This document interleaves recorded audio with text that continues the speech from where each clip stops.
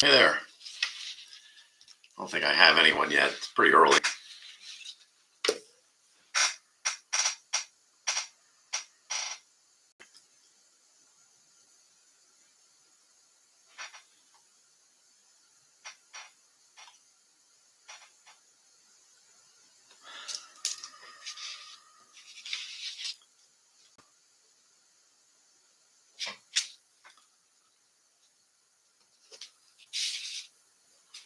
I got somebody in there. Hola. Who do I have?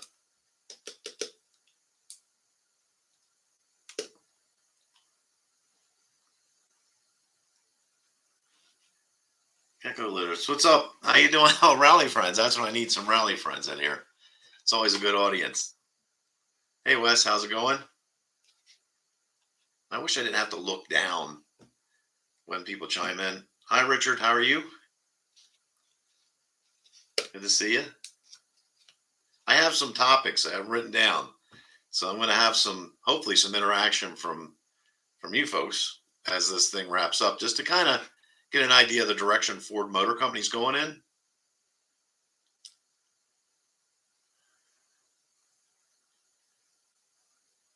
It's going to turn cold down. 80 to 55. Oh, yeah, 55 is rough, Wes. Yeah. We were in the 30s, I think, last week. And I'm already starting to put the Mach 1 away. I don't know about you folks. If you've got a vehicle that, like the Mach 1, that relies on the battery, I know they have a sleep mode on that thing, but those batteries that Ford puts in there, they're not the best. I have a battery tender that I keep it on all winter long because it's going to get, minus whatever zero here at some point in the winter. That just sucks the life out of the batteries. Well, we got 14 people in here already. Welcome everybody. Thanks for coming in. I'm going to let us get up to a couple more in here, and I want to throw some questions that you folks. I'm looking at what's going on with Ford Motor Company, and I'm just not sure they're going down the right path. Hi, Luke. How are you? Luke's got his original battery. Congratulations, buddy. That's that's a good thing. Glenn's in there. Hi, Glenn. Oh, that's his only car, Wes. Well, you should be fine then. So you should be able to drive that thing. I think I talked to you about tires. Does that sound right? Did you ask me a question about tires via email? I had somebody that was going to daily their car over the winter, and they asked about summer only tires. And I don't know, that's a great idea. Summer only kind of means summer only. And when it gets cold, those tires get to be, if any of you remember the old big wheels, they get to be tough. They get to be slick. And you really got to watch it on a Mach 1 on slick tires. Not a great idea. Okay, so here's the question. I'm going to get into this. One, thank you, everyone that's in here. And I'll probably do this again at some point tonight. But thank you for subscribing to the channel. I started this thing out a couple of years ago just to kind of document what was going on. I was recently retired, had some free time on my hands, and you can only work on a car so long. So I want to document some of the stuff I was doing with my car, some of my trips, some of the things that I would bump into with the cars that may help some of you out there. And that's kind of how the channel started. And then I started having questions as to why Ford did what they did way back when they did it. And that's where those historical videos come into play. So the ones on the 71 through 73 Mustang, the 87 or the turbo coupes. That's a video. I've always liked turbo coupes. So that was a video I wanted to do. I wanted to dig into the history of those cars and read multiple sources on those before I put a video out. So if you see a video, like I just did one on a Mercury Capri because one, I was asked a couple of times to do it. But two, because I wanted to know about it. What happened with that car? I remember that car being out when I was younger. I never owned one. I had a couple of friends that had them, but I never really looked into them too much. So that's some of the content you have out there. I still enjoy doing those videos. Okay, Wes says it may have, he got rid of those because the summer only tires, tram line. Oh yeah, summer only tires in the winter get way worse than they are in the summer. There's Luke. Thank you, Luke.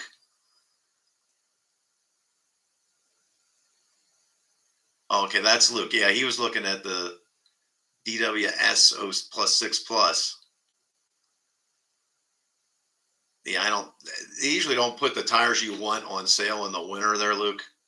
Usually the summer only tires go up in spring, and the ones that are going to be good all season go up towards the winter. So yeah, there probably won't be a sale on those. Although I did pick up a set of, I'm not going to say this right, Verdenstein. I don't know if you guys ever heard of Verdenstein, Verden, whatever. For the SVO, they were $80 a tire, and it's a high performance tire. It's well rated. So sometimes you can pick up a good deal on tires. Just sometimes you just got to look. Okay, so I did want to get into this, and I'm going to put a poll up at the end of this chat session on the channel. So you can chime in if you want to, or you can go back and take a look at that poll. But Ford, probably about 2 years ago, went all in on EV production. And it's been a couple of years now since we've seen the Mach-E and the Lightning, and they have the electrified version of the Transit van. So Ford's got quite a few electric vehicles right now. I kind of thought back then this was because they looked at Tesla's stock price, and that was something that anybody wants a company that's way overvalued, right? So Tesla was one of the highest priced companies. If you took all the other manufacturers and combined them, they weren't worth as much as Tesla was on paper. And I think Ford wanted some of that because money's money. So they dove all in on the EV and kind of skipped the hybrid section. There are hybrid Fords out there, but it didn't seem to be their priority. And I'm starting to wonder if that was just the wrong way of going about things. I did a video about a year ago. Hardly anybody watched it. I was comparing what Toyota's doing currently with all in on hybrids and a couple of EVs as kind of outliers versus what Tesla's done. And at the time I looked at what's going on in the country, 40% of the people that live in this country rent, so they don't have the ability to plug in at home. They work at a location that doesn't have a charger, so they can't charge, but they could buy a hybrid and use it however they want. If they want to plug it in, they can plug it in. If they don't need to. And I think what Toyota's doing makes more sense than what Ford's doing. And I looked at the numbers for third quarter. Ford released their third quarter numbers the other day. If we look at all EV sales from third quarter, that's Lightning, Mach-E, vans, anything that Ford strictly puts a battery in and calls an EV, they sold 20,000 units, which isn't too bad. Then I looked at the Ford Maverick sales, also for the third quarter. They sold 23,000 Mavericks.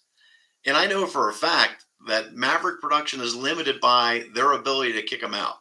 If they could build more of them, they would sell more of them. And that kind of makes me think that maybe they're going the wrong direction with this thing. Maybe they need to back off of EV production and look at building more hybrids, building cars that don't solely rely on a battery. Now, I'm not knocking EVs here. I think they have a place in the marketplace for folks that have a short commute, and they generally, it would work for them, right? They could, if they could plug in at home or they could plug in at work, it would make sense. But for folks that can't, folks that live in rural areas where there's just not a lot of charging, or we were talking about tires and cold sucks the life out of a battery. If you have a cordless drill and you take it out into a cold garage, the lifespan of that thing is reduced because it's cold. So that's the question for you. I'm going to put that out on the community page at the end of this session. And I just want you folks to tell me what you think. Should Ford have gone all in on EVs, or should they took more of the Toyota idea and let's go all in on hybrids, still make the ICE engines available, but make a hybrid version of every vehicle we make, and then also make a couple of EVs because maybe we're going to do that eventually, but let's not just jump into this thing feet first. So, like I said, you can either leave that in the comments or leave it in the poll at the end. But I'm starting to think that if they could build more Mavericks, they'd sell more Mavericks. And they might be better off taking the time and energy that they put into this EV production and ramped up this thing a little slowly to allow anyone to, to buy an electric vehicle, or at least their first kind of electric vehicle in a hybrid. So kick that around and let me know what you think there. Um, the new California Special came out today. I don't know if anyone saw it. Uh, yeah, kind of reminds me of the 2012 Boss 302 Laguna Seca. They had the silver and red, and then the black and red. And I was never a big fan of the black and red. And I'm apologizing, anybody. If you have that car and you like it, good on you. To me, it kind of reminded me of the original Air Jordans, where they were just, it was such a bold thing. That black and red contrast was so bold that it was almost a little tacky. And the new California Special came out today, and it's got the accent blue. And they went with kind of like a Ford blue. And it's a blue accent on the wheels, blue accents in the grills. It's a $2,000 package. I didn't see anything in the press release that showed any kind of performance enhancements for that 2K. So I don't know if did anyone else see anything that would say, hey, yeah, I want a California Special because I like blue wheels. I don't know. I think that was probably a bad move. But I guess we're going to see on that. If you haven't seen that, check it out. There's pictures all over the web today about it. I'm not. It's not me. So some folks like accents, but I kind of like a car that has a cleaner look to it. Maybe that's not as in your face. And I kind of think this missed the mark. So I like the older California Specials. S197 California Specials are extremely sharp cars. The last gen S550 California Specials, sharp cars. I'm not sure about this one. So let me know what you think about that. If you've seen it, what you think about that. I want to check the comments here real quick. Extreme contacts, they're fine in the winter. Well, there you go. There you are. For the guys that are looking for tires, ECC says he's got extreme contacts and they do well in the winter. That's the all season, not the max performance, I assume. So EVs and kill switch is a no-go. Is anyone out there looking at an EV that they're all in on this and they're ready to go? I've looked at them. I've really had concerns, and no one talks about this really, but resale value. I generally will hold on to a car for anywhere from 7 to 10, 12 years. And I've owned many electric drills in my lifetime. I don't have any of those that after 10, 12 years are worth anything. I got to get new batteries, right? Because the old ones are shot. They don't hold a charge. They don't hang in there any longer. And that's my concern with an EV. I don't know if I'm wrong there or not, but I worry about resale on those vehicles. What are they going to be worth 10 to 15 years down the road? So that's something that people don't talk about that very much. And I think as you're going to buy a car, you need to know it's going to have some value when you go to trade the thing. And unless you just run the wheels off it, then it doesn't matter. Pat's asking, what do I think about running 550 oil in the summer? Well, I ran 550 in my Boss 302. It's no problem. So 5 is your one viscosity number, 50 is the other. So it's a multi grade oil. So you should be fine running 550. It'll thin out as need be. So the new Mach 1 calls for 530. I know a lot of folks run 550 in the new Mach 1s. But if it's a multi-grade oil, a multi-viscosity oil, 550 should be fine. Jim, hi, Jim. How are you? Love the material. Thank you, sir. Appreciate it. Luke, CS looks good. It looks like a toy car or something. Yeah, Luke, that's kind of where I'm at with the new CS. It doesn't look like I'd have liked it if I was 12. Like I'd have really dug it. When I was a 12-year-old, that'd have been the California Special would have looked really cool. But now, I'm getting older, and I think most people that are going to buy a California Special, it's usually not an everyday car. So yeah, I don't know. I'm not real good on the looks. Hey Victor, how's it going? And he's got a pukey face. California Special. So yeah, maybe you guys are thinking what I'm thinking. Red plus Black Mafia. Love mine. Oh, so you've got the Laguna Seca. I had a Boss 302. I love those cars. I waited for the 13. If you go back to the Boss 302 when they released the actually it was on the DVD, but when they released the 2012s on the DVD, in the far right corner when the Ford execs are talking about the new Laguna Seca Boss 302, there's a poster of the 70 style Boss 302 hockey stick uh, car. And you can see that decal's different than the 12.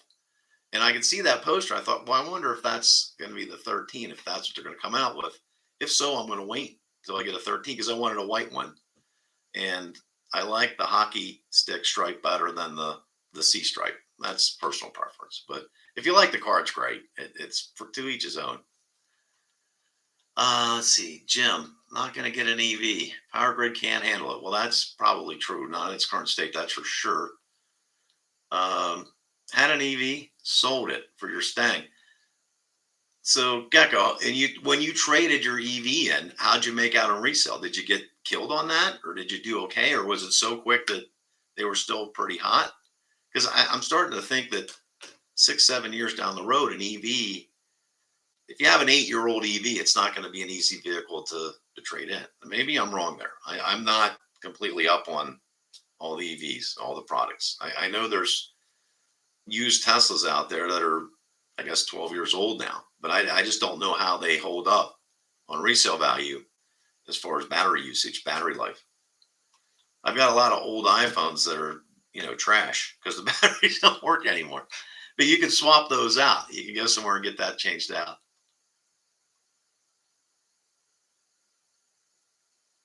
Battery replacement for Teslas can range up to 20K. Yeah, that's not great. MX, hey, what's up? Thank you for joining. So we talked about the EVs a little bit, and if you're just jumping in here, I'm going to leave a poll up at the end of the session about EVs and Ford's direction with them. We talked about the California special, the videos that are coming up, and I'm going to give you a heads up on the next 3 videos on my channel.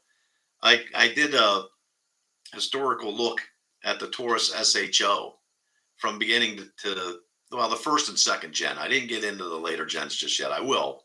But the first 2 generations of the Taurus SHO, that's coming out this Saturday. That drops this Saturday. That was a car. I was selling cars when that car came out.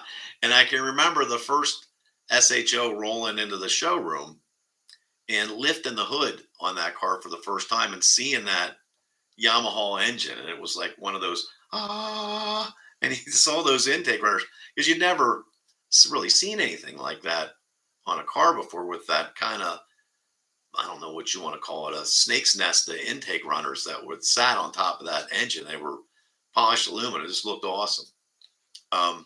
It surprised me that it was in a Taurus because the year before the Taurus had an MT5, which was manual transmission Taurus. It was a 5-speed in a Taurus. It was a 2.5 liter, and it was just a really horrid seller. we couldn't get those things off the lot soon enough. And Ford, I can remember coming up with crazy customer incentives just to take an MT5. Please take this, because no one wanted them. Because if they were buying a Taurus, they probably had a family, and nobody wanted to shift an MT5. The engine was underpowered, the 5-speed was kind of clunky, and the car it was a mess. They were just rough to get rid of. But the next year, I think it was the next year. Yeah. Next year, the SHO came out, and that just was a whole new ballgame. That was Ford's first 4-door performance car. They wanted to, and what else is new? They wanted to compete with BMW, which we hear from Ford all the time. So I often wonder, while I'm taking these historical looks back and I'm putting these videos together, you always hear Ford comparing themselves to BMW or to Audi. It's like, did they ever really consider the cars out of Asia competition? I mean, I don't know that they did, and they should have. They certainly should have. But I don't know if they did. They always looked at the European car manufacturers as the pinnacle, and that's what they were trying to aspire to. But yeah, the SHO drops this Saturday, so maybe check that out. The week after that, I do a video on the Falcons, all things Falcons, from beginning to end, from the conception and all of that. So that's a pretty neat video. And let me see if I got any questions in here. Stressed out. Hey Tony, thank you. Classic Automobile. Hey, what's happening? Uh, growing up, they were Tauruses everywhere. Yeah, Victor, I get into that. Yeah, the Taurus was Ford's number one and the country's number one selling car for years on end. And yeah, I get into that in the video. So yeah, check that out. And yeah, there's a just a really small shot of RoboCop in there somewhere for RoboCop fans. That's RoboCop drove a Taurus. So, but they did make the video. Drove a '95 SHO once. Yeah, that car was for at the time frame, at the time period, that car was impressive. I actually think they probably could have put out a little more horsepower had they wanted to. But as always, Ford seems to want to keep the Mustang as its highest output car as far as horsepower goes. And I don't know why that is. It just is. So they were at 220 horsepower. They had the one thing that was really impressive about the SHO is torque steer wasn't really an issue. If you remember, if you go back that far, but if you get back into the late 80s, early 90s, there was a lot of front wheel drive, semi sporty performance cars, but they had issues with torque steer. When you got on it, your steering wheel's doing this because the axle shafts weren't the same length. And Ford did a really good job on the SHO. It wasn't really an issue with that car, which was pretty impressive engineering. Um, the third video that I'm putting out, and that's going to be the 3 weeks from this Saturday, is my accident video is going back out again. And the reason is that YouTube decided to limit it. They felt it was shocking in parts, and they basically pulled it. So no one was seeing it. And if you're going to purchase an S550 Mustang, there's plenty of videos on the internet that'll talk to you about straight line performance, track performance, options, whatever you want to know about those cars is out there. What there isn't is someone who happened to be in an accident with cameras rolling that has a channel that hit a concrete wall at 40 to 45 miles per hour. So I think that video has a place out there. I think you should know.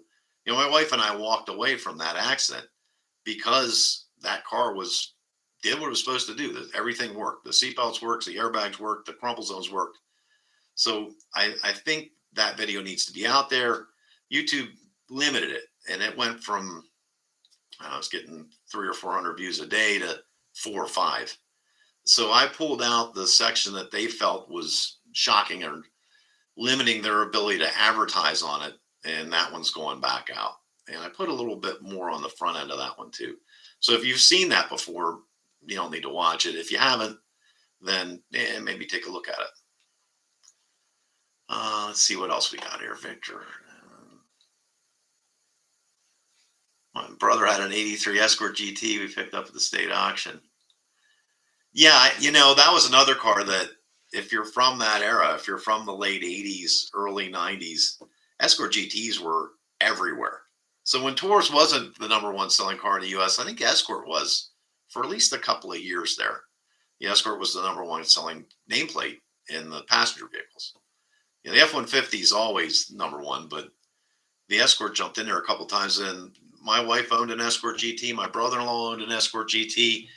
My best friend's wife owned an Escort GT. They were everywhere. They were inexpensive. They handled decent. They were relatively quick for the time frame. And I'm looking at doing an Escort video, but man, the Escort's got a lot going on. And that's going to be one of those 25 hours of work videos. So that's why you haven't seen it yet. I just don't have that much time to set aside. I've looked at it, just haven't gotten there just yet. Yeah, Luke says my Eleanor videos. I put the first one out on Christmas Eve, and I scheduled it and just walked away from the computer. Didn't even know it was dropping Christmas Eve. And I woke up Christmas morning, had like 100,000 views. I'm like, what is going on? But apparently a lot of people especially in the Ford community, have been following that story for a long time. I think Shelby just put out a press release. Glenn sent me one. My buddy Glenn, who's in here. Thank you, Glenn. They put out a press release that this thing's finally over. And there was a lot of talk about the court. They had their final court appearance again to her appeal, and the court dismissed the case.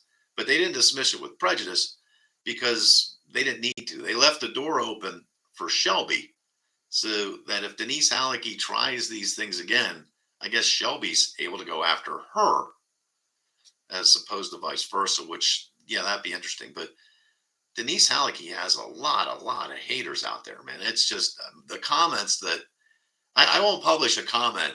I won't allow you guys to go in there and swear over and over again. B word, C word, F word, combination of those and a few other assorted ones. They're just everywhere on any video that has Denise Hallecky in it, but they're filtered, so you don't see them. Because I don't know, some little kid might kick in there, and I don't want to see a whole comments full of obscenities. So, but man, she really brings them out. There's, I think, 250 comments that were censored by YouTube on the last Eleanor Denise Hallecky video. But man, people really go nuts when she's involved there. I'm hoping I don't have to do another Eleanor video. I hope this is the end. That if you want to go build an Eleanor, go for it. She's not going to be able to stop you. There's not going to be much she's going to be able to do about it. And it's Carol Shelby won't, right? Because there's tons and tons of tribute Shelbys everywhere. And I think Shelby American is smart enough to know that if you're going to build a tribute Shelby, you're probably going to buy badges and steering wheels and whatever else you're going to buy, wheels, maybe some exhaust that is licensed by Shelby. So he doesn't care if you build a tribute car. It's going to help him out. If you're buying a GT 350 tape stripe, Carl Shelby's, getting a little bit of that. And he's smart enough to figure that out. But yeah, Denise Hallecky's videos kind of built this channel. Got brought a lot of viewers, and that's for sure. So let me just go through the comments here real quick. Yeah, Jim says the accent. Jim, yes, it was scary. Thank you. And it was really scary. There's nothing scarier than being behind the wheel of your car, trying to crank out of a spin, and you're just going straight and sideways. I mean, yeah. And it was, that, and you're done. It's over. So yeah, it was pretty quick. But like I said, if you've seen it, you don't need to watch it again. If you haven't seen it, it should be out. I think there should be somebody out there. I'm one of the few that had that misfortune, but I had cameras rolling and I have a YouTube channel. So, and that's, part of my life, and that's part of why that channel exists. So I needed to have that out there. But I used to tell people if they wanted to wear their seatbelt, great. If they didn't, I get it. I understand. No big deal. Really, you need to wear your seatbelt. More so than anything. I'm sure the crumple zones helped, but that seatbelt kept us in the car, kept us safe. I didn't go through the windshield because of that seatbelt. My shoulder was sore. My hands were tore up from the airbags, but it kept us in the car. If I wouldn't have had my belt on, I'd have probably been on the other side of that guardrail. So if you haven't seen that video, watch it. The safety features only work in conjunction with the seatbelt. So if you're driving around without your belt on, you just never know what the driver next to you is going to do. And, I'm living proof that those things work and work well. So yeah, please use them. Captain Creditor, 95 Escort GT. Yeah, a lot of people had Escorts back in the day. Wes owned 3 of them. So my brother-in-law bought my wife sold her Escort with 45,000, her Escort GT. So one of the blue jobs, it was an 88. So it was the one with the little spoiler on the back of the hatch. She sold it to my brother-in-law with 44,000 miles on it. I'm almost positive he drove that thing to 244,000 miles. Original engine, never touched it. Just changed the oil. I think at one point, one of the synchros started to come out, and he used a little strap to keep it. When he got into third, he had to strap it into the dash somehow. So it'd stay in third or just shift into fourth, or maybe it was fifth. I can't remember. but use some sort of device to hold it in one of the gears because the synchro started going and it started popping out of gear on him. But they were good little cars. They did okay. If you treated them well, they were all right. Victor said that woman had some nerve, just a money hungry person. Yeah, that's a nice comment, Victor. Thank you for that. That's pretty much the sentiment of the entire Ford community, I think. Jim asked about the Mercury Cougars, the 78, the bigger Cougars. Yeah, if I do that one, I almost got it. Those 70s Ford. So your intermediate Ford. So like the LTD2, the Thunderbird, the Cougar, they're almost all the same car. So whenever that video drops, and I'll get around to it at some point, I'm probably going to hit all three because they're kind of all the same car. You know, the options changed a little bit, but those cars kind of all ran together. And I almost positive one of the Lincolns drop, one of the Mark Lincolns drops in that same body style. So look for that, but I'm probably not going to get around to that till end of winter or something like that. But I will get to it. I also have to do something on the Cougars, all the Cougars, the remaining generation of Cougars that I missed on the first one. So I do need to get to that for sure. Code Blue, seatbelt saves lives more than perception that it hurts you. Many risky says. Yeah, Code Blue. Yeah, like I said, we're both, my wife and I are both walking and talking because of seatbelts. I know that's what led to that. None of that other stuff in the car would have worked if not for the belt. So some of the older folks that are in here, I often remember the passive before your airbags. There was a legislation put forth, federal legislation, that if you sold a car and it didn't have an airbag, it had to have some sort of passive restraint system. And Ford had that one that was on the A pillar, and when you shut the door, it would come up and come over here. But it didn't do anything with the lap belt. You still had to connect the lap belt. But every time you got in the car, you got the shoulder belt put on you. Some folks, I think GM had the seat belt that was buckled in, and when you open the door, the whole seat belt would come out the door. These were all things to avoid putting airbags in these restraint systems. But yeah, you really should buckle up. It used to be a real problem back in the day. People wouldn't buckle up as much, but it's rare today. I think most people know to put their seatbelts on, but man, if you're not, just trust me, you just don't know what that other person on the road's doing. You just don't. C stripe is better. uh, yeah, once again, it's personal preference. I like the 70 stripe better than the 70 Mustang Boss 302 stripe better than the 69.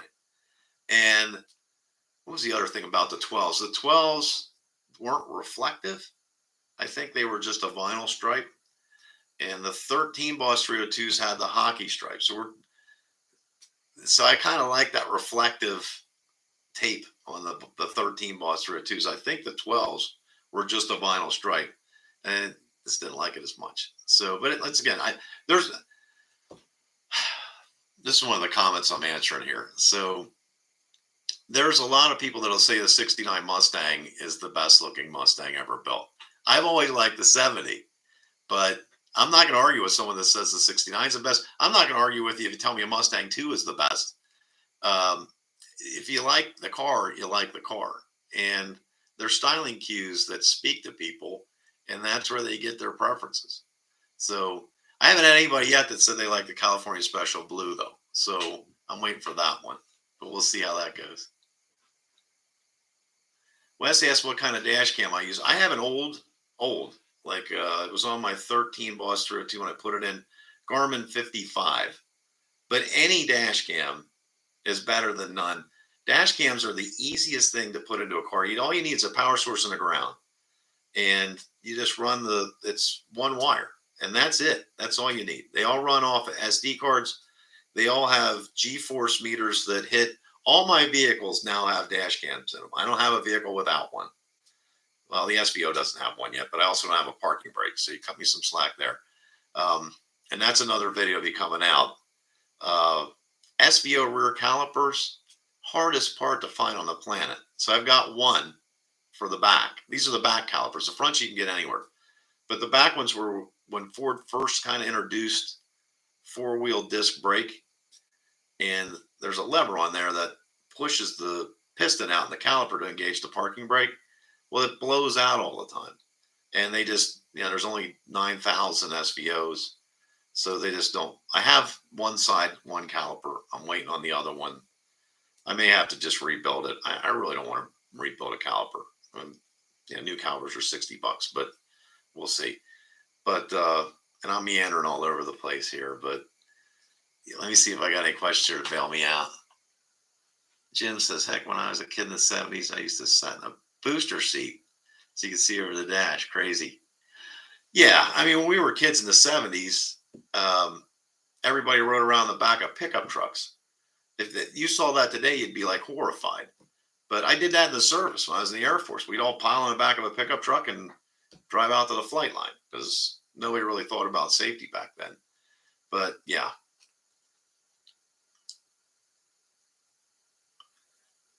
Yeah, Don Humanic says, my Thunderbird Super Coupe had the seatbelt mouse. That was unnerving. Yeah, wasn't that the seatbelt that kind of went up? That went up over the A-pillar as well, I think. When you shut the door, it would go up and then catch it. And a bunch of cars had that. And the only reason those automated seatbelts were on those cars is because they didn't have airbags. As soon as airbags came out, those things all went away. But that was the quick fix for Detroit. So that'd be one or the other. Either they had to have some sort of seatbelt passive restraining system, or they had to have an airbag. So yeah, that's what happened with those cars. 70 and 73. Those are favorites. 83 GT Cobra. Shafety Schmafety, says Echo Glazer. 86 SVO. Yeah, the 86 SVO is coming along. I really haven't touched it too much. I've driven it a couple of times. I went on, a friend does a covered bridge tour down in Lancaster, and I took the SVO, and she did great. So I didn't have any issues. The only, like I said, I'm going to show you this. A little show and tell here. And this is my rear caliper, so you can see what I'm talking about.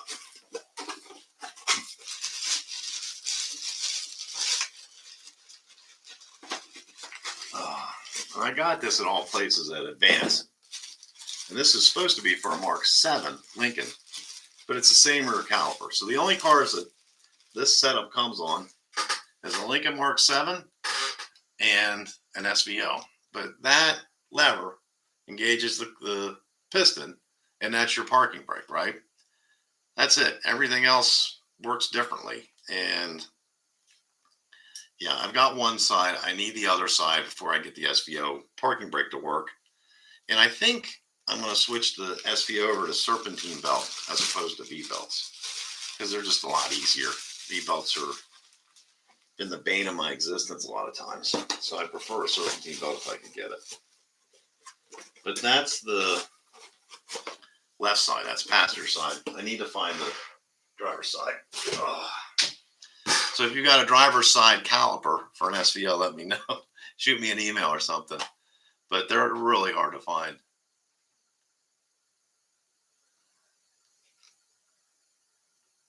Yeah, MX, I agree. They allowed the crash video. They just limited it. And they said there was too much going on. I let the dash cam kind of roll in that video, so you could see, you could hear me talking to my wife a little bit and her groaning and me groaning, just to say, hey, you get an accident, it hurts. It's not, it's not like in the movies. I just ran into a wall and you get out of your vehicle and walk away. It's not like that. It's yeah, it's rough. The whole compartment of the car filled with airbag dust, which we were coughing up for probably 3 days. And I had to kick my door out to get out of that car. But I don't understand how YouTube works. I mean, they'll have crash videos at the Nürburgring that'll run. It's just crash after crash after crash after crash, and that gets shared around the world. But I put a video out there that talks about, what happened in the car, the safety features of the car, and the accident itself, and they limit it. So it was still out there, but you had to really look for it. So it wasn't something that was just going to pop up in your feed. And I'm like, this needs to pop up in the feed. It doesn't need to be hidden away. So And yeah, I today I looked and there was battlefield videos from Ukraine, and that's in popping up in my recommended feed. So, I'm watching people get blown up in a million pieces, and that's in my feed. But my accident video is limited. Didn't make a lot of sense. I did appeal it. They rejected the appeal, and I'm like, why? And they wouldn't say. And I finally pressed them and said, look, if I'm going to edit this thing, to edit out whatever your issue is, it'd be really helpful if I knew what your issue was. So finally, they gave me the section they wanted cut. I cut that out, and I'm putting it back up. So, yeah. What year was I born? 1961. So this is from Stuart. 1965, Stuart. So I'm 58. Still hanging in there, buddy.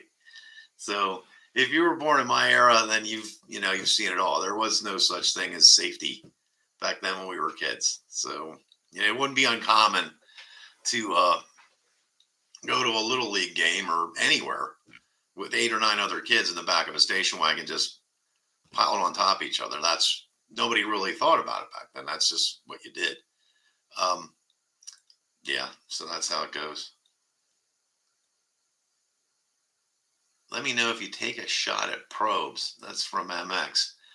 Um, yeah, I'm definitely going to do something with probes. So other than make fun of the name, so I'm definitely going to. I took a 80. Let me think about this.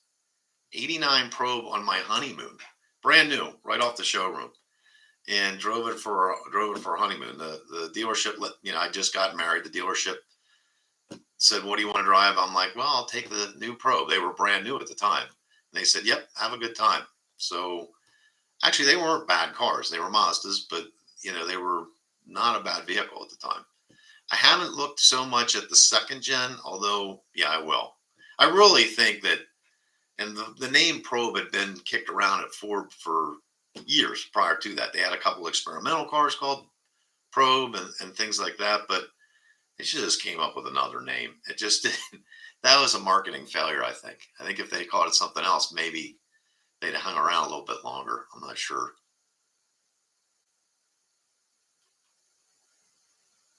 Echo asked me if I'm going back to Italy soon. Pretty soon, yeah. And there will be another video on renting a car over there. I actually am going to put a video about renting cars here because I've rented literally thousands of cars across this country. And I've got some tips, even if you don't ever intend to rent a car. But if you ever go on vacation and rent a car, you probably want to watch this video. So I've saved hundreds of dollars on a single trip just by how I've gone about renting a car. And I'll make a video about that and I'll share that with everybody. It's When you think about it, it's pretty simple formula. Well, how many I got in here? 21 people. So as long as you don't tell anybody, we'll do it like this. I'll just share it with you. So I've been to Alaska. I rented a vehicle. I've been to British Columbia. I rented a vehicle. I've been California, Las Vegas, Colorado. If you're going to rent a car, you're going to fly somewhere and rent a vehicle. The last thing you want to do is pick it up at the airport. And everyone thinks, why is that? Why wouldn't I just pick it up at the airport? Well, the government, and we all know who the government is, they like to tax you. And the local government likes to tax you even more. But what they don't want to do is put a tax on their own voters. So the people that are their constituents, they don't want to tax. But if you're coming in from out of town, they're going to let you have it. So I went to Alaska. I was going to be up there for 10 days driving. I'm going to drive every road that was paved and some that weren't. I went to rent a vehicle. At the airport, it was $700. I looked off the airport, which was a 10-minute cab drive. It's $250. Same thing in California. Same thing in British Columbia. Same thing in Colorado. My daughter just did this trick in Salt Lake City, Utah. If you're going to fly in somewhere and pick up a rental car, fly in, and you can do this online. You can rent a car, but just rent it about 5 to 10 miles away from the airport, and you're going to save yourself a few $100s. Same car, you can upgrade the car if you want, get a nicer vehicle, but it's going to save you hundreds of dollars just by doing that, just by not paying that tourist tax that they hit you with at the airport rental counter. And the first time you do it, you'll be thankful you did. So I saved hundreds of dollars in Alaska. It was like $470, almost $500 for the cost of a rental. The other thing to do is, and depending on where you go, and I did this trick in Alaska too, I called Enterprise's national desk and worked with their national desk and asked for this off-site rental. And they said, "What vehicle do you want?" And the response was a Kia Rio, which was the cheapest car they have, Kia Rio. Knowing full well that when I street viewed that rental location, I went into Google Maps and did a street view of that rental office. They didn't have a Kia Rio. They don't rent. No one rents a Kia Rio in Anchorage. They just don't rent them. So I got this Dodge Ram 1500 that was brand new for $225 for the 10 days because I asked for a Kia Rio and I moved off airport. I just got out of the airport. So, but yeah, that's just a tip on rental cars. I'm going to put a video out. I've got some other things for you too, but if your next vacation, wherever that would be, if you're flying and you're renting, do yourself a favor before you go. Find a rental office that's maybe 5 or 10 miles away from the airport and compare the two prices. But don't be shocked if there's hundreds of dollars of difference in cost, because a lot of times there is. Okay, let's see what we got here. ECC disliked the purpose of the probe. Yeah. Probe GTs need a turbo. Connor's out there. Hi, Connor. How are you? Thank you, sir, and the congratulations. That's appreciated. Let's see, about 1988. That's good. Victor says he owned a 93 GT until it got boned and totaled. I gotta get a drink of water here.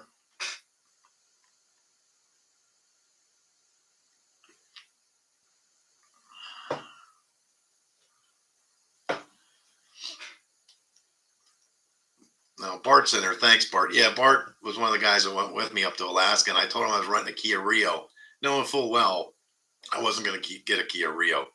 They actually offered me I could get a Ford Excursion or a Dodge 1500, but the cost is going to be the same. It was like $249 for 11 days up there, 10 days up there, unlimited mileage. That was a great deal.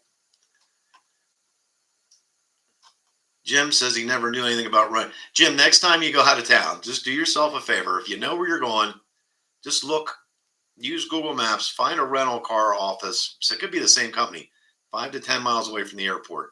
But if you look at your last rental receipt, if you got it from an airport, you'll see right on there, they just get you because you're never going to vote for whoever those folks are. So there's extra, they give it all kinds of names, kind of like your cable bill used to be, where they just tack all these things onto it. But in an airport rental and a local office, the prices can vary substantially. So yeah, I definitely recommend that. That's, by the way, that's not the case in Europe. So they don't do that. They're not allowed to. So yeah, that's not something they do in Europe. They don't ding you at the airport. But in the US, boy, they let you have it. In Canada, they hit you pretty hard at the airport. So yeah, it's worth the $20 Uber ride or taxi ride to a rental car location to save a few $100s. Plus, you also get a better selection of vehicles typically than you do at the airport. So what else do I got out here? Oh, here's something else. If you guys have an interest, let me know. If you don't, I'll stop. But a lot of people always ask me, well, what are you doing with all that money you're making off of YouTube now? You got 10,000 subscribers. And not much. There's not.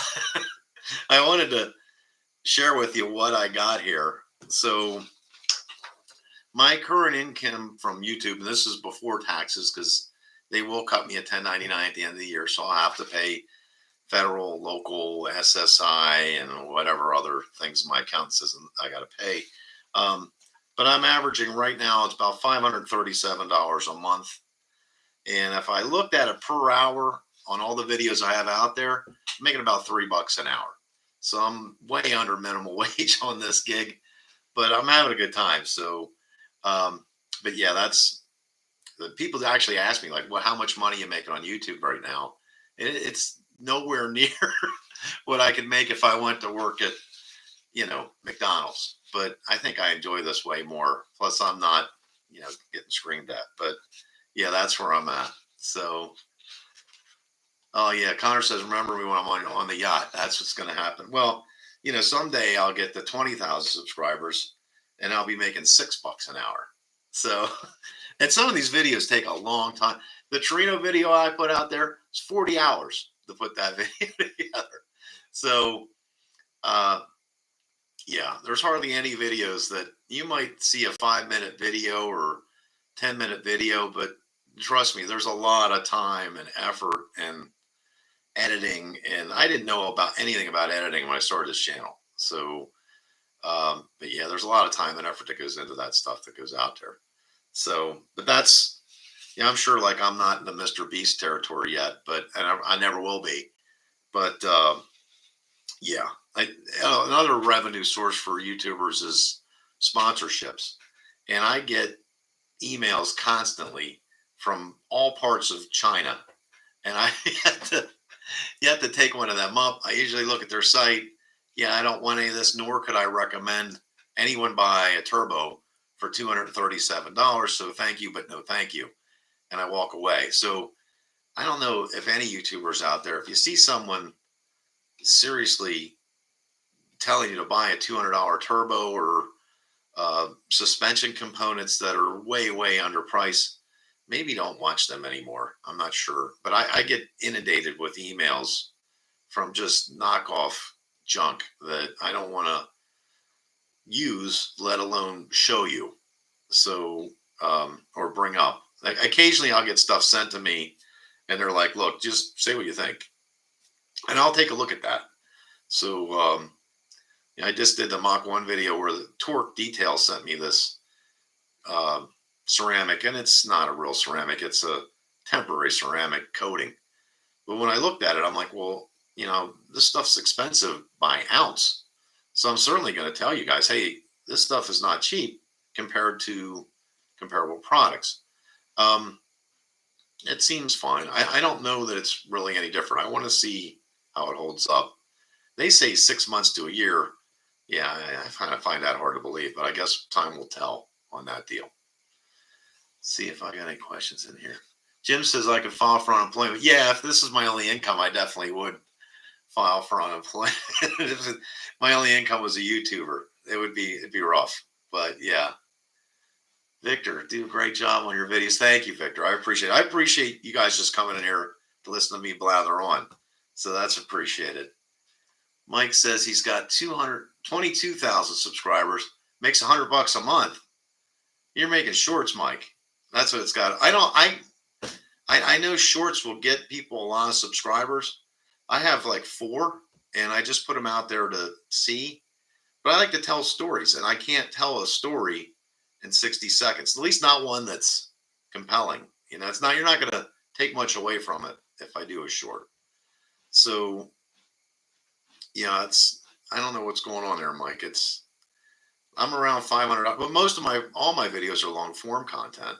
So maybe that's what it is. If you're doing shorts, I think my one short paid me like 15 cents, and that's the most.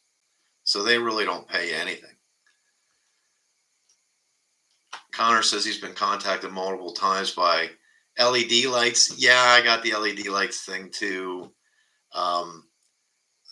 Yeah, just junk. I mean, I got contacted by the company that I bought that cheapy Amazon carb and threw it on my Maverick. And they reached out to me. Max Speeding Rods, I think was the name of it. And I said, I'm going to buy this. And they said, why? I said, because if it's junk, I'm going to tell people it's junk. And yeah, I put it on. It ran okay for about a month and then had a flat spot. And my follow-up video says this is trash. So I'd prefer to have the ability to say something's garbage when it is, as opposed to taking a sponsorship from somebody. Hey, Mike, how's it going? Yeah, I'll get there at some point with your fastback. So my brother-in-law's building the 66 fastback. It's going to be like a GT350 tribute.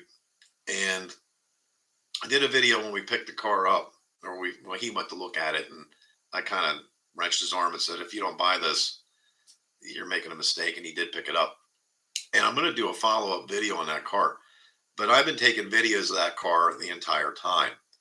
So when that video goes up, you're going to see a 66 fastback from kind of almost a shell to where it's done. And it's just going to get spliced in there. A little bit of video, some photos, some more videos, some photos, and I'll kind of explain the whole process of how the car got from uh, a rolling shell to when it's done. So it might be a few more months, but it should be a pretty good video. So instead of piecemealing out 6 or 7 videos on this car, I just want to do one longer one that'll show you a lot of progress from where it started to where it's done and rolling. So yeah, there's a lot of videos out there where you'll see a POS come in one door and roll out, finish the other. In real life, that doesn't happen very often. So it takes time for the normal working people that try to put these cars together. It just takes time and effort and money. Always takes money. So Mike says he has way more fun driving his Zoe Bullet than doing videos of model train. Oh, you're doing model train videos. Okay, that's what's going on with Mike's content. Yeah, Mike, your pay is based on where your videos are going and what advertisers will pay for them. So someone asked about if I was going back to Italy. I did a video on how to, what my experience was of renting a car and kind of giving some pointers on how to buy gas and pay tolls and all those things and what driving was actually like over there. I get paid more per click on that video than any of my videos.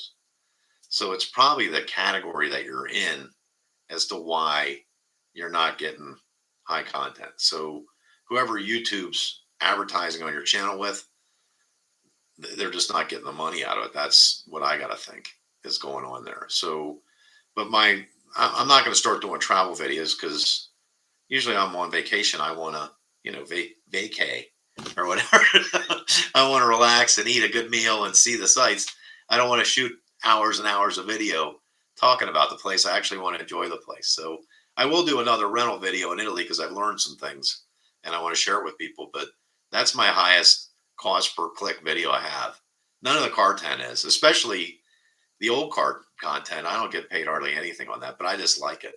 So I like to, if you see a video, like I have this one coming out in the SHO, I sold those cars new and I learned more doing that video than I did selling them back then. So, because you dig into things, you find out different facts and why they did what they did and how things came about. So, same way with the Falcon video I have coming out the following Saturday.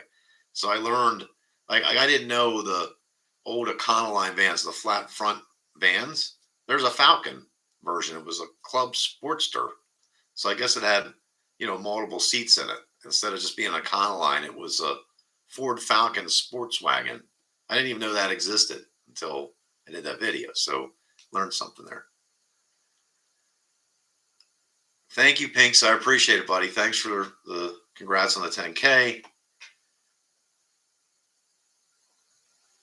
And let's see here. YouTube loves how-to, says Stressed Out. Yeah, I don't know if they do. I don't know if YouTube does love. That's from Don. I don't know if YouTube does like how-to videos. So I did a video on the wiring harness on my Mach 1 because I experienced it twice. So both my Mach 1s, the active exhaust harness rubbed up against the frame within 1,000 miles of ownership and shorted out the fuse. And the second time it happened, I'm like, you gotta be kidding me. Why didn't you guys fix this? And I don't know that they've fixed it on the new cars. So it still may be a problem on the S650s. But I put that video out there and I don't know, I got maybe 20,000 views on it. So it's not a lot and they don't pay much for it. But if it helps somebody and they're not having to go to Ford to buy another harness and they can figure out how to wrap the one they have and silicone and tape and kind of bend it out of the way and wire tie it up, then good.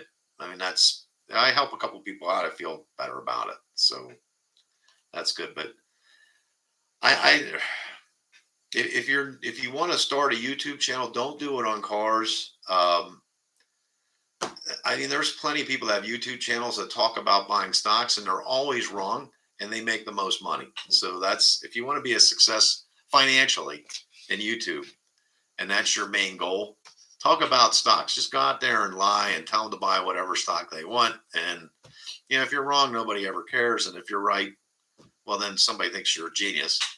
But they get paid the most money on those. So yeah, that and financial advice. So I'll give you some awesome financial advice right now. If you don't need it or really, really want it, don't buy it. There you go. So you do okay. If you don't need it, don't buy it. That's my financial advice. Don does drywall, says Richard. Yeah, that would be a good one. That'd be a good channel. Drywall would work. Yeah, Pink says the automotive channels are the worst for making money. That's probably true. It's but yeah, I mean, the thing is, I like cars. I've always liked cars since a little kid. I had the biggest Hot Wheel collection when I was 5 in town. So I don't think most people start a YouTube channel to become financially stable. Maybe I don't know, but if you like to tell stories and you like the topic you're doing, then I think you're doing okay, right? That's kind of what you want to do. So for Connor and Pink's, like I watch you guys' videos when you put them out there, just to see what's going on and see what you're covering. Um, I watch all kinds of automotive channels, and some of the ones with the higher amount of subscribers, it's the same video pretty much. So I stop. I don't usually watch them too much. I prefer to watch the average guy out there working on his vehicle in his garage doing something, because I know I'm not seeing a high dollar. Like I don't. My cameraman is me. My scriptwriter is me. My editor is me. So there's not a whole lot of uh, phony baloney stuff going on out there. So I prefer to watch the small independent channels, and I try to watch as many as I can. I like to see what they're doing, what they're into, as opposed to the higher end guys. So like Donut Media makes very entertaining videos, but they've also got 3 camera guys, 2 editors, on air talent, scripts, prompts, and an unlimited budget, which none of us normal people have an unlimited budget. So yeah, I prefer to watch the smaller channels. Very few big automotive channels. There's some out there, and some of them are entertaining. But yeah, like I said, it's the same formula over and over again. They need to come up with some new content. I think sometimes some of the bigger ones. You do it because you enjoy it. That's why you should do YouTube. If you don't enjoy it, don't do it, because it is a job to put out consistent content. Um, what else do I want to get into? So some of the new people out there, we talked earlier about EVs, and I'm just going to recap this real quick for the ones that have been hanging from the beginning. I'm going to put a poll up on the end of this session, and I wanted to talk.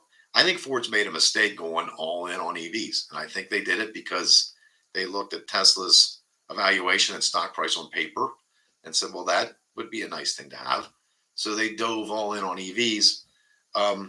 I've thought they should have gone to the hybrid, kind of made some EVs, sure, but don't go all in on them. Make some hybrids. And the third quarter numbers were released a couple days ago. Total EV production 20K. Ford Maverick hybrid 23K, just for the little truck. I'd like to see them make more Ford Mavericks and less Lightnings and Mach-E's. And I saw a dealer advertising a Lightning the other day. 80 grand is what they wanted for that truck. 80. Maverick, what are they? 25 if you can order one, 30 if you have to buy it off the lot, 35 if you option it out.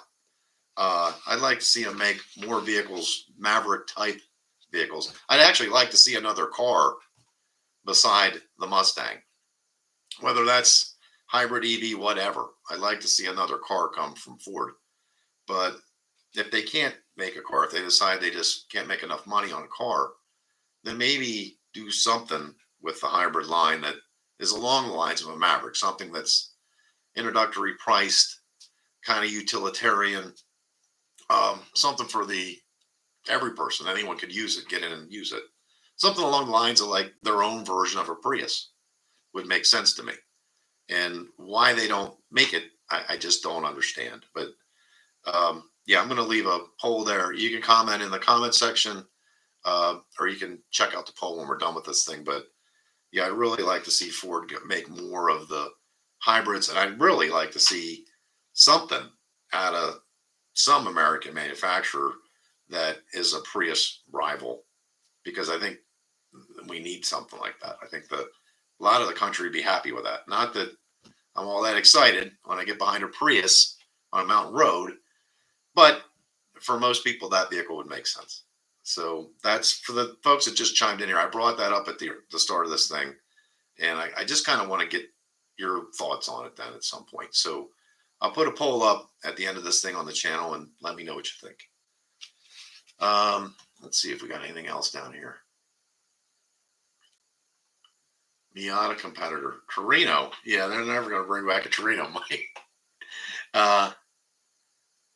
Falcon should make. Ford should bring back the Falcon name. I don't know why they won't bring that back. That's Mike and Connor.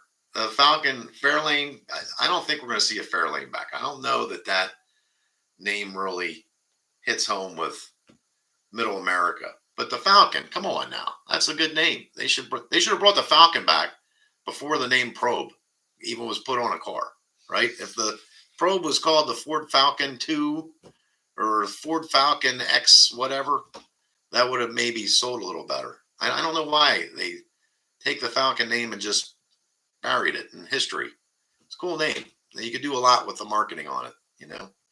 So Tony says the Focus RS. Yeah, I think they just stopped selling the Focus RS in Australia, from what I understand. I don't know if they have the Focus RS anywhere anymore. I don't know. I don't know if there's anyone, probably not in here from Europe, because it's well past bedtime for them. But that was made in Europe. They still make a Taurus, but you have to go to China to buy the Ford Taurus. Actually, a pretty neat car, although it does have just a giant LCD dash that goes all the way over to the middle of the passenger compartment. But it's out there.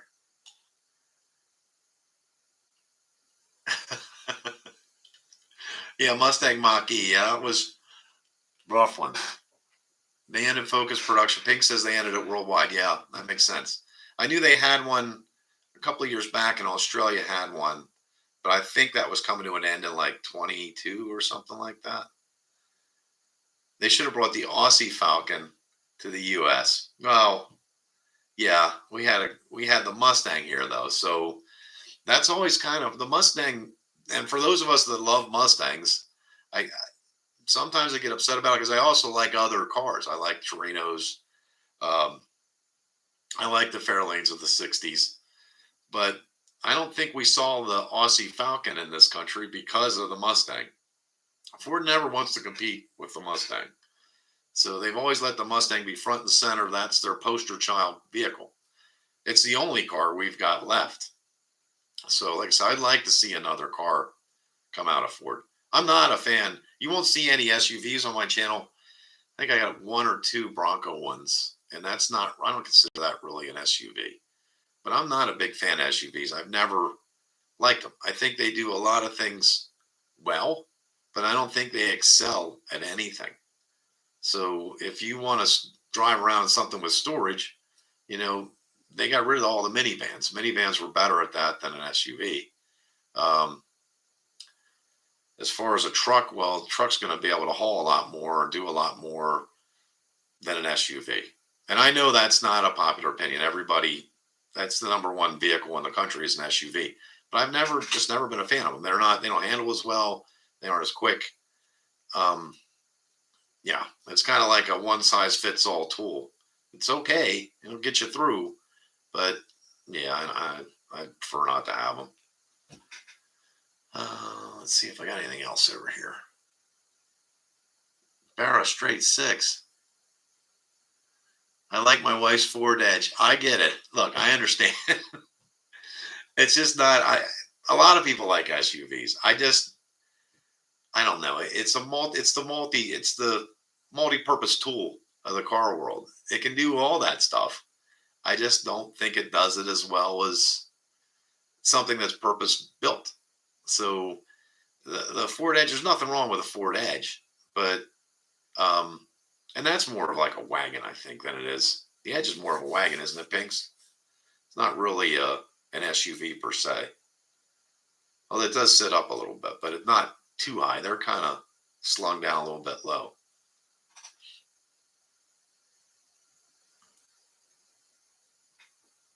Crossover market has become insane.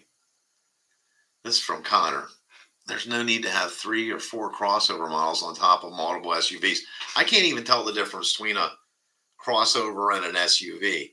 So if it sits up high and has 4-wheel drive and a back on it and 4 to 6 seats, it's an SUV to me. I mean, that's what they are. What determines what's a crossover? So, I mean, one of the first things I learned while doing YouTube channels is that a generation of vehicles becomes a generation because the manufacturer deems it a new generation. So if you look at the 65 through 73 Mustang, that's the first gen, even though those cars all look different and are on different platforms. It's the first gen because Ford wants it to be the first gen. It has nothing to do with anything else. So I don't understand the whole crossover used to be like a hatch. You had a hatch in the back, not the squared off back, right? At least that's what I understood.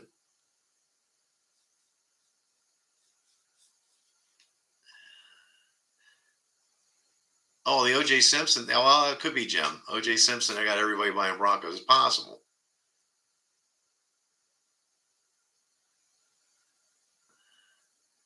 Yeah, but Pinks isn't the Edge is not really like it's more car based than it is Bronco based, right? It does the Edge kind of sits down low. That's more of a car based. It's almost a station wagon, almost, not quite. The new Edge was quick with all-wheel drive. Yeah, I think the Edge is more like almost a traditional wagon, more than it is, um, like a Bronco or a straight up SUV. So at least that's the way I always saw the Edges. So Echo says size determines what a crossover is. He considered, okay, so that's what I think too, Connor. Right? He considers crossovers a sedan size, but with a lift gate. And like I know Honda had a crossover that just failed miserably. Nobody would buy it. Nothing wrong with it. It just they don't like the look. So it had the kind of like a hatchback back. BMW made a couple of those as well. Don says SUVs have turned the automobile into an appliance. So I think that's kind of where we're at today. A lot of people look at the automobile the same way, I look at a shovel. It's a tool to do what you need it to do. And that's, some people treat their cars like I treat my shovels. My shovels don't last long around here. They get beat up and tossed and everything else. But that's probably true. It's a shame. But yeah, that's how it is. Our Edge, Pink says, is 22, 24 is the last year of the Edge. Maybe I gotta look at the Edge. So I have a couple of friends I have a friend that does our rallies in an Edge, but like I said, I think that's like an all-wheel drive. It doesn't sit up as high, so it's probably got a corner a little bit better than just a straight up, like Explorer type SUV. I would think.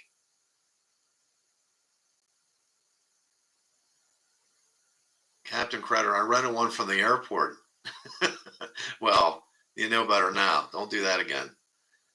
Edge was a very car. It was very car like, I would imagine. Yeah. Oh, okay. Pink says it is very car like. Yeah, I don't consider the Edge really an SUV. It's kind of more like a wagon. I wish there was station wagons again. Am I the only one that wishes there was a station wagon again? Something that was car based wagon, because the wagons used to haul a lot of stuff just like an SUV would. But I don't know. At some point, people like sitting up and looking down on the people around them. And that's where I think that's when the SUV thing kind of hit home. I think the Explorer was considered first. Well, let's go back in history. So first we had wagons and cars and trucks. Then we got, and there was vans, but the only people that bought vans were, at least around here, were the Mennonites because they had big families. So they had like the club vans, the big vans. Um, then we got Lee Iacocca and Dodge, and this is an idea he wanted to bring to Ford, but it didn't come to fruition because the management at Ford felt no one would ever want a minivan. And he took that idea with him to Chrysler. And when Chrysler started building minivans, and this is back when I first had kids, anyone of my generation, and I'm Gen X, just barely Gen X, but I'm Gen X. And when they had kids, they thought they needed a minivan. They sold whatever they had and they bought minivans. All my friends, when they had kids, they bought minivans. So we went from cars, trucks, wagons. The wagons started to go away and people started buying minivans.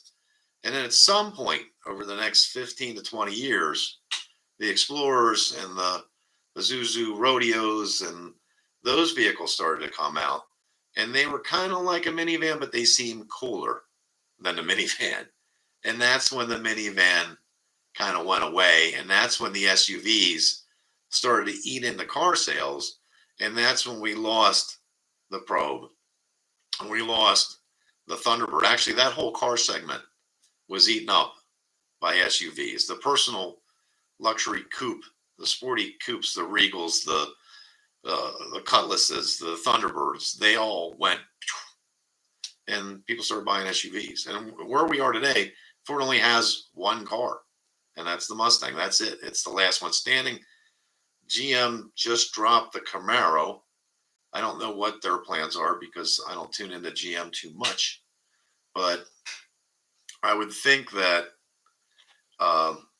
they're probably walking away from cars as well because they make, let's face it, they make a ton of money on trucks and big SUVs. That's big dollars coming into these companies, and that's where they want to be.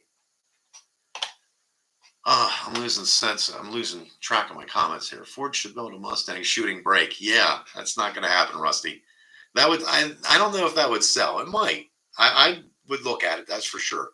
Because I do these long distance trips. I like to have a shooting brake. Some room there. Thank you, Smackies. Thanks, man. I appreciate it. You thank me for the 100K. Richard says, you remember the days when the new cars came out and you'd go to the dealers to see the new models? Yes, I do. That's pre-internet, though, right? So they have them underneath big covers. They were covered up, and they would reveal them, pull the covers off, and you see the new models. Now, Pink says his Edge is a little top-heavy. Well, it's still, if it's more car than SUV, it should be more, should handle a little better.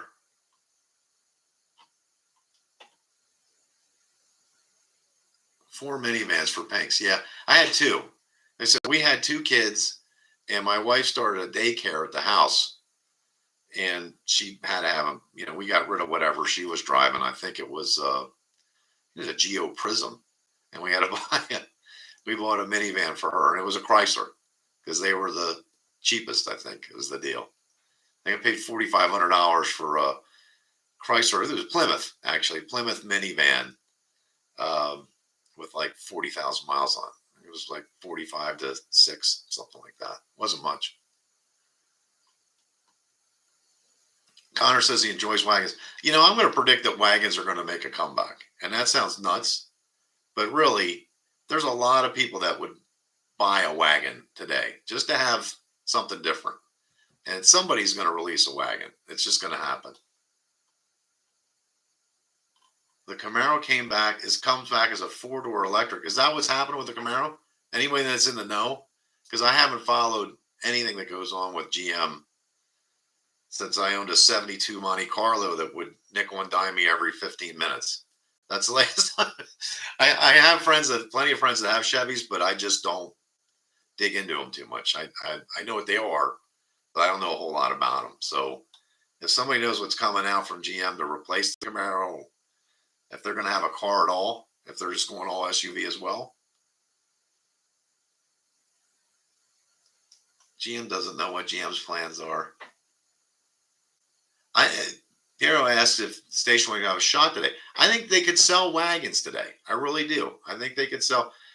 Well, the CTSV didn't sell too well, but they are very expensive if you try to buy one in the used market.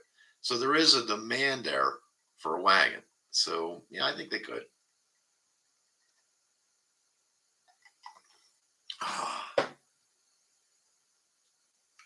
Pink says Audi and Volvo make the best wagons in the last 10 years.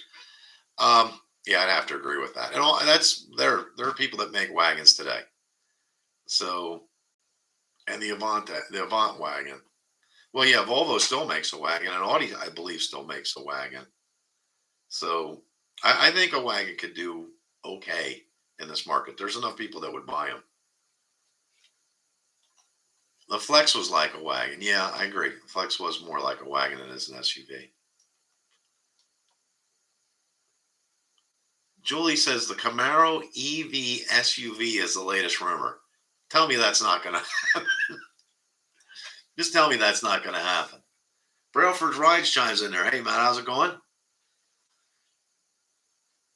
So there's nothing out there by GM. That's why I probably don't know, because they just haven't put anything out there yet.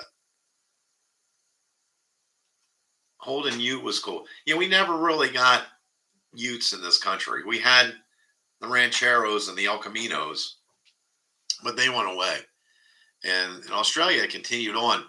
But I heard the other day that that was more for tax purposes than it was for actual usage or a love of the Ute. So, and it may be like in this country for the longest time, none of the trucks played into the cafe ratings that the government imposed on manufacturers. So if you could label it, when I sold cars, the trucks didn't have the gas mileage figures on them. It just they weren't on the sticker. They weren't there because they were not cafe rated. So a truck could get 5 miles per gallon and it didn't matter. But only the passenger vehicles were cafe rated back in the day. Now I think that's going away. But I think the Ute is another one of those vehicles where it was either in Australia it was either tax exempt or there was a tax incentive to purchase it, and that's why it lived on in Australia, where it just kind of went away here.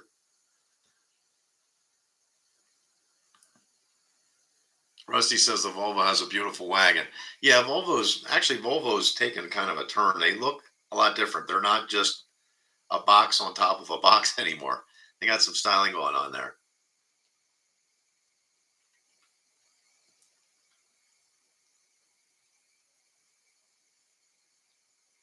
Pontiac. Don says Pontiac was supposed to bring back the Ute over, but GM killed off that brand. You know, if anybody can ever, and maybe I should do I hate doing GM videos because then I have to look into them. But I have, for the life of me, never understood when GM was looking at downsizing their brands. They had too much going on. They were too spread out. What on earth made them get rid of Pontiac and keep Buick? Because as far as I knew back in the day, and I know understand why the Oldsmobile, yeah, I get it. I mean, they have the same buyers as Buick did. But Buick, when I sold cars back in the 80s, 90s, the only people that bought Buick were cashing Social Security checks. So it didn't seem like that market or that brand had a future, really, back when I was selling cars. I couldn't figure out how they would go on. But what made them keep Buick and kill Pontiac? What was the thought process there? I would have thought they'd have kept Pontiac and killed Buick and Olds. But I never really understood that. They tried to take the Pontiac sports thing and roll it into Cadillac, which I really didn't get that either. So it didn't make a lot of sense then. If anybody knows, leave it over in the comment section, because I'd like to know why that happened.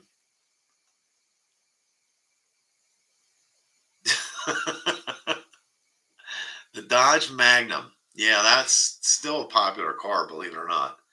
So I brought that up in the comments section. The Dodge Magnum wagon was actually pretty popular. It's still popular. If you have a nice one, they sell for a decent amount of money.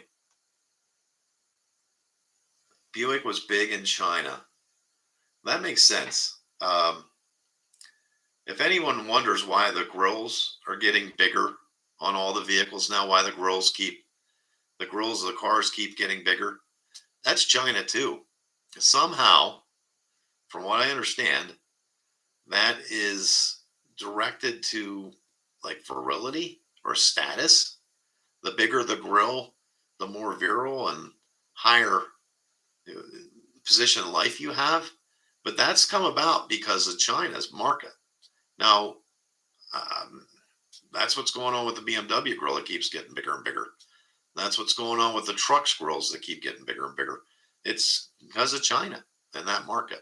So I don't think Ford or anybody other is really killing it in the China market. I think the Chinese companies sell way more cars in China than anyone else ever will.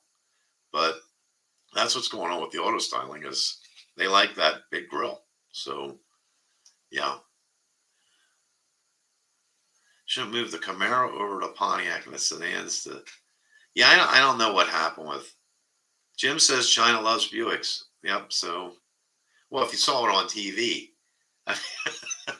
that's got to be it, right? Tire curse on Holden's what killed Pontiac. That's possible. So I will put that poll up on the EV. So please answer that thing. I've got some new people here. I know Matt Brailford rides down in the comments section. He's got his own channel. If you haven't checked it out, check it out. He's on the Boss 302s. I wanted to ask him about the new California special if he's seen it. And anybody that's new that's chimed in that hasn't saw the California special yet, and it's kind of fluorescent blue looking highlights on it.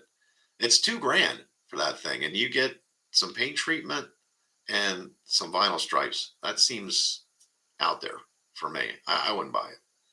So I think I probably overpaid for the Mach 1 over a GT a little bit, but it had enough there. Well, the transmission was enough for me. To get the Tremec was enough for to sway me. But I don't see anything that you're getting for that $2,000 on this California special that would make you want to drop that extra $2,000 on the car. So too much blue, says Matt. So yeah. So Pinks was in China. He doesn't remember seeing many Buicks. I don't think maybe that's the next video I got to look at is well, what kind of market penetration does Ford have in China? How much does any manufacturer have in China? I don't think it's that much. So I know as far as EVs, the Chinese are buying EVs, but they're buying Chinese company EVs. They're not buying Mach-E's. They're not buying Ford Lightnings. They don't want any parts of that because they're way too expensive. They do buy Teslas, but I think Tesla's numbers are shrinking. So yeah, we'll see what goes on there. So I actually think Tesla stock owners are in for a rude awakening here very soon. So I don't see how that company continues at its current stock price. The numbers just aren't there for it. So I don't think Ford's going to be the one to do Tesla in, or Volkswagen, or Audi, or GM, I think it's death by 1,000 paper cuts. I think all of these manufacturers are going to hack away at Tesla's market, and that's what's going to really eventually kill Tesla. So that, and the owner just keeps on saying whatever he wants, and people don't hold him to it. So yeah, and I don't know how many the Tesla coupe.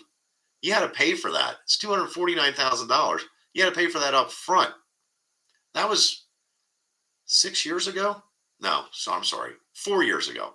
So 2019, if you wanted a Tesla coupe, car that was going to go 0 to 100 in 2 seconds, you had to drop $249,000, give it to Tesla, and you still don't have a car.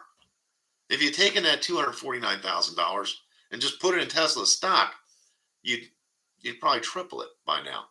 So yeah, I don't know I think all the manufacturers are going to do Tesla in. I don't know what you guys are thinking, but yeah, I can see that. I don't think it's going to be any one company. There's just too much competition now, too many different price points, and too many different vehicles. That's the other thing is Tesla hasn't come out with anything new. They say the Cybertruck this month. Does anybody really buy that? Does anybody see that happen? And I don't think it's going to be released. I just don't. I've yet to see it. All right, what time is it? How many people? I have 26 in here. I did say I'd go longer. tonight. I didn't think I'd have 26 people here. Does anybody have any questions about any of the videos I've done? Any of them? If you do, just drop them down there. I'll be happy to lie about them or give you an Elon Musk answer. Tell you the truth if I know it. But if anybody has any questions on anything, let me know there. If not, I'm going to wrap this up soon, man. I've been going on for an hour and 20 minutes, something like that. Yeah, no questions. Anybody else want to chime in on the EV argument? And please check back in the community tab. I'm going to put that poll out there.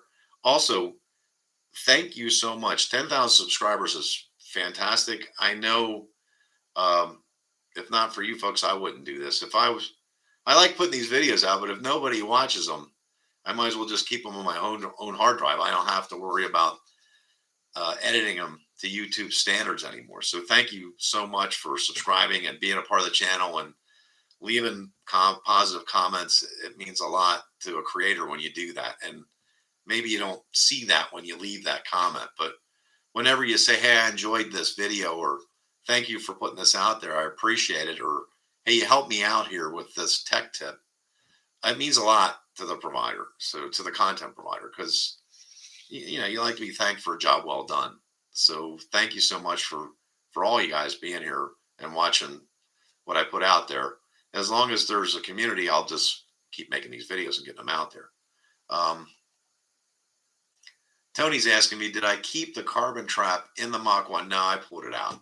So my county, Pennsylvania does emissions by county. My county's exempt.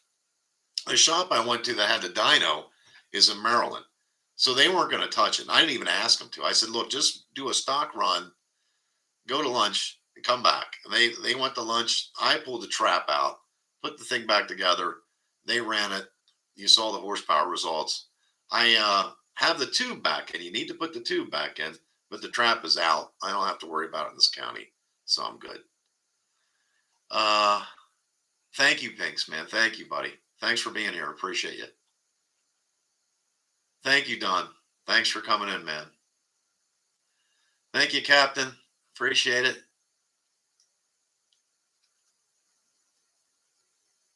Well, thank you, Connor, man. If you learned something from me, brother, I'm glad I was helpful. So that's really the idea when you put those videos out, is to help somebody out. So if you learned something, man, I appreciate it. Thank you, Jim. Thank you. Thanks for being there. So yeah, thank you, everybody. I'm going to get my comments thing going. I appreciate you all being in here. And if you ever have any question about anything, I check all the comments. So, you know, just leave something in the comment section. I'll try to answer it. So if I know it, if I don't know, maybe I'll look. I might skip it if I don't know, but I do read all the comments, and I do appreciate them. Thank you so much. So that's it. I'm going to check out. I'm going to get some coffee, I think, before I get ready for bed tonight. But thank you, everyone, for being here. I appreciate you. And we'll do this again. I don't know. Maybe we get to 15,000. We'll do it then. Okay. Thanks so much. I'm going to get out.